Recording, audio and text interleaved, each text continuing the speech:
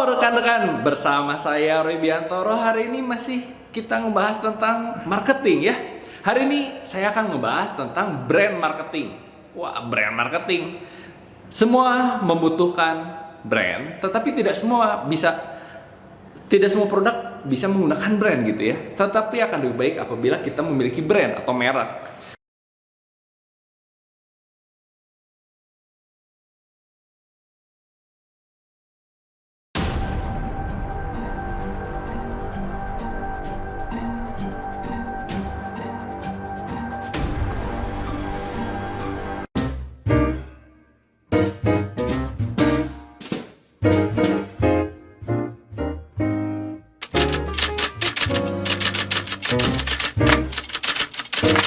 Jadi brand marketing itu memang pada dasarnya adalah teknik marketing yang memanfaatkan brand untuk meningkatkan harga jual dan lain-lain. Itu adalah definisi dari brand marketing. Kalau brand sendiri itu apa sih, Pak? Banyak dong. Kalau brand itu rekan-rekan pasti sudah pernah membeli barang di mana semua itu menggunakan brand.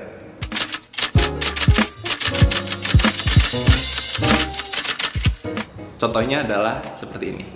Paracetamol. Nah, paracetamol itu adalah kandungan obat gitu ya. Tapi rekan-rekan pasti memiliki pilihan pribadi. Ada yang menggunakan merek Panadol, ada yang Pamol, ada yang Bodrex, ada yang Poldan, ada yang Paramex. Itu semua adalah brand atau merek. Dan semua perusahaan obat yang dinaikkan itu adalah brandnya. Bukan obat sakit kepalanya, tapi Bodrex dapat diminum sebelum makan gitu ya, itu adalah brandnya. Walaupun isinya adalah obat sakit kepala, mereka tidak menjual obat sakit kepala, tidak. Perusahaan yang bikin Panadol tidak menjual obat sakit kepalanya, tapi menjual Panadolnya. Intinya adalah painkiller.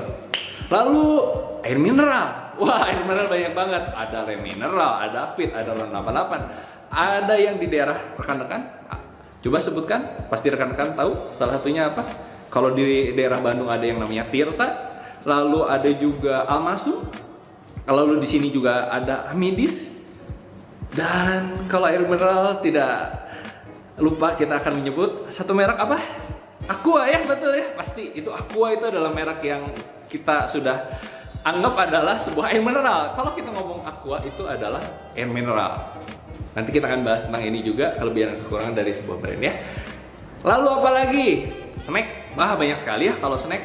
Ada Cheetos, ada Jet Set, ada Citato, ada Piatos, Doritos, sebutkan. Itu snack atau makanan ringan. Tetapi semua orang akan menyebutkan Ciki. Nah, terutama untuk generasi 90-an gitu ya, atau generasi milenial, kita akan menyebutnya Ciki. Padahal itu adalah sebuah merek. Dan lalu merek lain yang sering kita gunakan adalah mie instan. Wah, siapa yang setiap hari makan mie instan? Itu ada mie sedap, ada mie ABC, ada super mie, ada Indomie, ada Sarimi. Nah, oke, Indomie dan Sarimi dan super mie itu menarik karena sebenarnya mereka adalah satu perusahaan.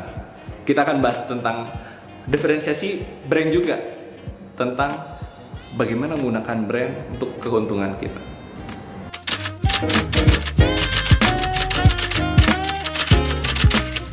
Kenapa sih banyak perusahaan yang menggunakan brand gitu untuk produk dagangnya? Karena banyak keuntungan sebenarnya. Misalnya diferensiasi dong, bener lah. Yang tadi kalau kita ngomong obat sakit kepala pada zaman dulu belum ada brand, bisa dibeli sama saya, bisa beli sama tetangga saya, bisa beli sama perusahaan obat yang lainnya. Karena obat sakit kepala gitu ya. Sudah, that's it. Tetapi kalau kita menggunakan brand atau misalnya Panadol, orang akan ingat Panadol dan belinya sama saya doang. Dan yang dibeli adalah Panadolnya, bukan obat sakit kepalanya doang gitu ya. Diferensiasi. Oh, kalau Panadol itu buatannya Bapak Roy. Tetapi kalau misalnya Bapak Lamsihar, itu mereknya adalah Pamol. Atau untuk misalnya dari Kalbe Farma itu adalah Paramex. Nah, itu diferensiasi bahwa ya udah kalau saya pengen beli obat sama Pak Roy itu adalah Panadol. Itu adalah contoh dari diferensiasi. Keuntungan lainnya tentu saja menggunakan brand itu sebenarnya ada teknik untuk meningkatkan harga. Dibandingkan misalnya Anda rekan-rekan jual air mineral, dah ya. Di orang lain juga sama jual air mineral. Tapi kalau saya ada mereknya. Air mineral saya mereknya adalah Aqua. Dengan segala kelebihannya. Padahal isinya air mineral juga gitu ya. Tapi aku bisa harganya lebih tinggi. Lalu kendaraan misalnya yang paling sederhana adalah barang-barang yang sangat luxury gitu ya. Kalau misalnya bayangkan semua orang, banyak perusahaan yang membuat mobil. Kita tidak bisa membedakan mobil yang bagus, mobil yang jelek. Tapi Mercedes-Benz ngomong bahwa kami luxury. Alfa Romeo akan lebih ngomong kami lebih luxury lagi gitu. Belum Rolls-Royce itu, kami luxury banget gitu. Kita bisa membedakan hanya karena dengan brand. Kalau misalnya saya ngomong, pokoknya mobil saya itu paling mewah, harga saya paling mahal. Apa di mananya gitu? Oh ya, paling mewah ya sudah. Tapi susah orang untuk mendefinisikan kamu paling mewah, apa yang harus saya beli dari kamu? Oh ya, mereknya ternyata gitu ya. Itu adalah contoh dari peningkatan harga karena menggunakan brand. Lalu apalagi Apple. Nah, Apple juga sama. Kami mudah untuk digunakan, bisa digunakan, durability-nya sangat luar biasa, bisa digunakan dalam jangka waktu yang lama dan eksklusif gitu, kelihatan keren dibandingkan Android. Itu adalah pembeda. Padahal sih smartphone juga gitu ya, bisa digunakan, fiturnya mirip-mirip dengan Android juga.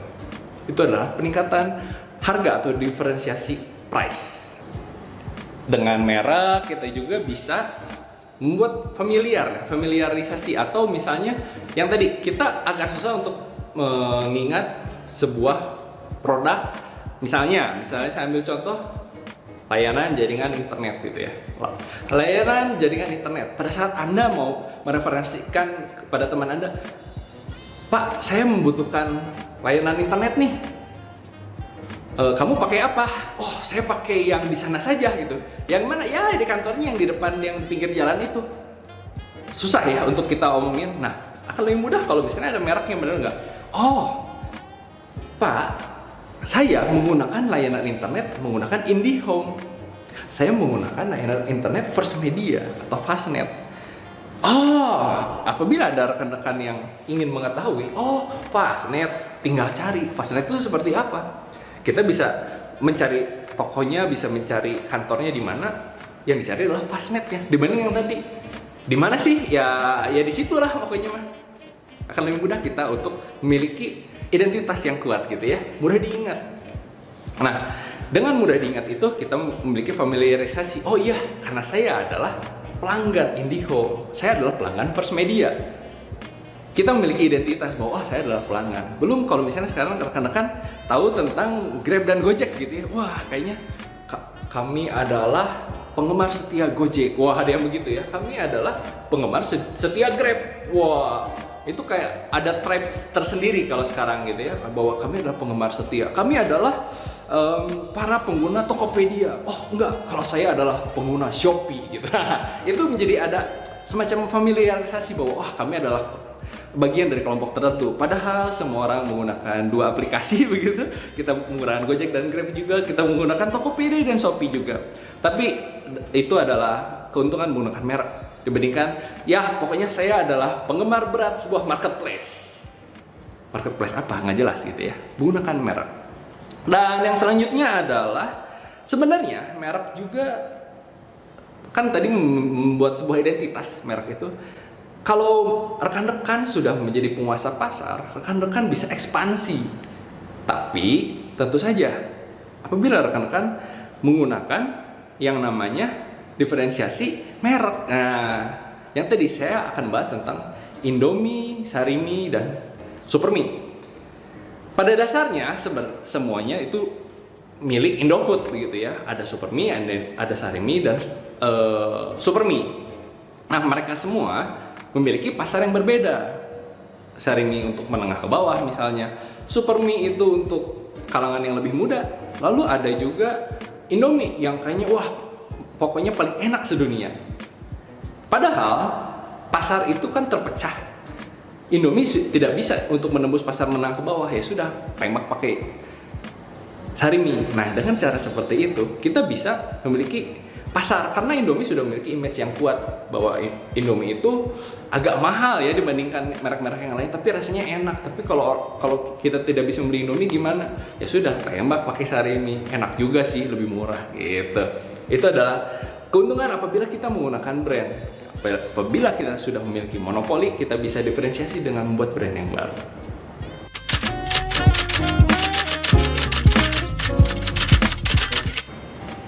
Tapi ya ada kerugian juga ya. Sebenarnya kalau bikin brand sekarang, kalau ngomong harga nggak mahal. Untuk hak cipta untuk sebuah brand sekarang murah. Nah, tapi sebenarnya yang susah adalah reputasi, rekan-rekan. Karena brand itu menyangkut sebuah identitas. Apabila kita sudah memiliki identitas yang buruk, ini yang jadi bahaya. Misalnya gini, kalau misalnya kita anggap Coca-Cola itu sekarang memiliki image yang buruk mengenai diabetes, karena Coca-Cola dikatakan memiliki kandungan gula yang banyak. Dan Coca-Cola membuat produk minuman yang menyehatkan misalnya. Apakah orang akan percaya? Tentu tidak. Karena loh, itu kan buatan Coca-Cola.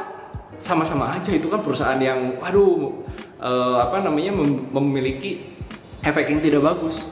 Coca-Cola, kalau rekan-rekan pasti tahu, ada yang namanya Diet Coke. Ada yang disebut Coca-Cola Zero.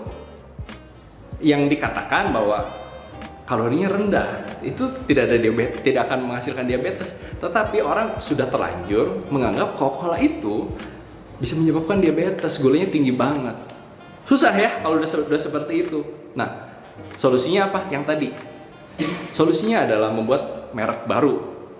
Tetapi kesulitan yang selanjutnya adalah orang sekarang nggak hanya percaya terhadap merek, karena kita bisa menyelidiki, perusahaan apa sih di belakangnya.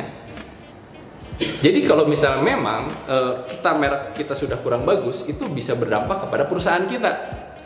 Apabila kita gagal di sebuah merek, itu akan berdampak sama perusahaan kita, brand dari perusahaan kita atau image perusahaan kita pun yang memproduksi yang tadi merek yang buruk tadi akan terbawa buruk. Akibatnya, untuk memperbaikinya kita harus buat perusahaan baru. Bukan, kadang-kadang harus seperti itu. Bukan hanya membuat merek baru, tapi kita harus membuat perusahaan baru. Kerugian yang luar biasa ya. Berhati-hatilah dalam bentuk image. Yang selanjutnya, nah ini rekan-rekan, kita akan bahas sedikit tentang Aqua gitu ya. Sebenarnya yang disebut adalah brand menjadi sebuah istilah. Brand menjadi sebuah istilah, oke? Dimana sebenarnya kalau brand itu kan sebenarnya hanya merek dagang, bukan pengganti sebuah istilah tertentu. Kalau kita ngomong air mineral dalam kemasan, harusnya sih kita ngomongnya seperti itu, tapi kita semua sudah ngomong itu Aqua. Apapun merek yang kita peroleh, kita mendapatkan merek Fit, Amidis dan segala macam, kita selalu ngomong, "Bu, beli Aquanya dong." Kalau kita beli ke warung, bener nggak? Nah, akibatnya apa? Sebenarnya di sini kita menjadi kurang kuat di pasar, bahwa sebenarnya kita itu kesannya monopoli, bener nggak? Tetapi karena merek kita sudah menjadi sebuah istilah atau menjadi pengganti sebuah nama barang gitu ya, orang lain tidak menjadi fanatik terhadap brand kita. Sama saja toh, bener nggak? Kan apabila rekan-rekan diberikan Fit, apakah akan protes? Enggak, saya pokoknya harus minum Aqua. Kalau saya nggak minum Aqua, saya tidak mau. Enggak kan? Akibatnya kesalahannya di sana. Odol misalnya, kita semua kalau orang Indonesia ngomong odol. Odol itu sebenarnya adalah pasta gigi, dan odol adalah sebuah brand, sebuah merek seharusnya. Pada saat zaman dulu ada merek odol, tapi karena sangat populer sekali gitu kan, akhirnya semua orang nyebutnya odol, beli odol. Odol Pepsodent, odol Ciptaden, odol Formula. Akhirnya semua orang membeli Pepsodent, Ciptaden, Formula, dan lupa membeli, ada merek yang namanya odol gitu. Nah, akibatnya di situ. Apabila sebuah merek sudah menjadi sebuah istilah, akibatnya justru dia akan hilang dari pasaran dan orang akan melupakannya. Nah, selanjutnya sebenarnya gini, tadi saya mengatakan bahwa sebenarnya kita bisa menguasai pasar, memonopoli dengan menggunakan multiple brand. Rekan-rekan, apakah rekan-rekan tahu bahwa Oppo dan Vivo dan OnePlus itu sebenarnya mereka dari sebuah perusahaan grup yang sama. Nah, kesannya mereka adalah memonopoli, tetapi ada sesuatu yang lost di sini. Bahwa pada saat mereka saling mempromosikan, mereka itu sebenarnya lempar-lemparan customer. Apabila kita sudah menjadi pelanggan Oppo, oke, lalu misalnya Vivo atau misalnya SPG-nya Vivo, marketingnya Vivo mengambil pasarnya Oppo, oke, ya Vivo akan maju. Padahal itu kan masih satu perusahaan. Mereka saling bunuh-bunuhan. Ini sangat bahaya karena mereka tidak memiliki diferensiasi produk yang sangat kuat. Apabila produk tadi benar-benar berada di pasar yang sama dan tidak satu sama lain tidak memiliki diferensiasi yang kuat, mereka akan saling makan. Akibatnya biaya marketing yang akan sangat membesar, padahal itu hanya lempar-lemparan. Saya menjadi pelanggan Oppo, pengguna Oppo, lalu Vivo mengambil gitu ya, pindah ke Vivo. Ternyata OnePlus juga menarik pasar Vivo untuk menjadi pelanggan OnePlus.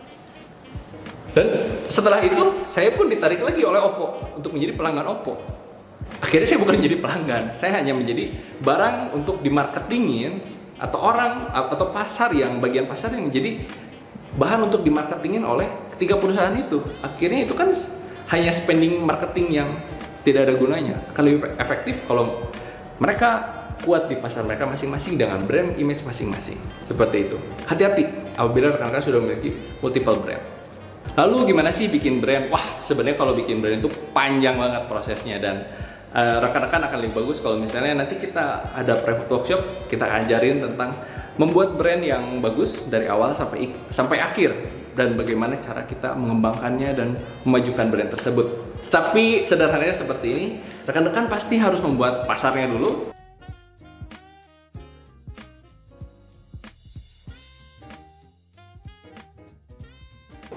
Pasti yang tadi ada Indomie, ada Sarimi, ada Supermi. Mereka memiliki pasar yang berbeda, punya tujuan yang berbeda. Kalau Oppo sama Vivo agak susah ya, karena mereka sama-sama kamera phone. Nah, agak susah. Tapi kalau misalnya Oppo dan OnePlus itu beda banget. Kalau Oppo itu adalah kamera phone, OnePlus itu adalah flagship killer. Beda, pasarnya sangat beda sekali. Tentukan pasar yang benar-benar detail, rekan. Lalu kira-kira cek pesaing. Nah, cek pesaing. Di pasar itu banyak dong brand lain, oke? Yang kita harus perhatikan adalah brand lain, bukan barang yang mirip tapi brandnya. Brand itu memiliki karakter seperti apa? Oke, kita pelajari. Oh, karakter brand lain seperti apa? Kalau misalnya kita pasar smartphone yang tadi ada Oppo dan OnePlus, oh Oppo itu kamera phone. Ini adalah misalnya kalau OnePlus itu flagship killer. Saya punya karakter yang berbeda. Saya misalnya handphone yang bisa dibanting atau kuat durability-nya. Ya sudah, saya memiliki pasar yang berbeda, diferensiasi yang kuat. Lalu setelah itu rekan-rekan bisa membangun sebuah pesan atau misalnya membuat sebuah message dari brand tersebut, bisa menggunakan slogan, unique selling proposition gitu ya. Lalu rekan-rekan tentukan kira-kira rekan-rekan mau mempromosikan brand itu di mana channelnya dan seluas apa. Menggunakan teknik advertising misalnya atau menggunakan sosial media. Karena brand itu adalah bagian dari produk, seperti itu. Rekan-rekan telah belajar tentang brand marketing. Rekan-rekan akan belajar tentang teknik marketing lainnya bersama saya Roy Biantoro dan sampai ketemu di video selanjutnya.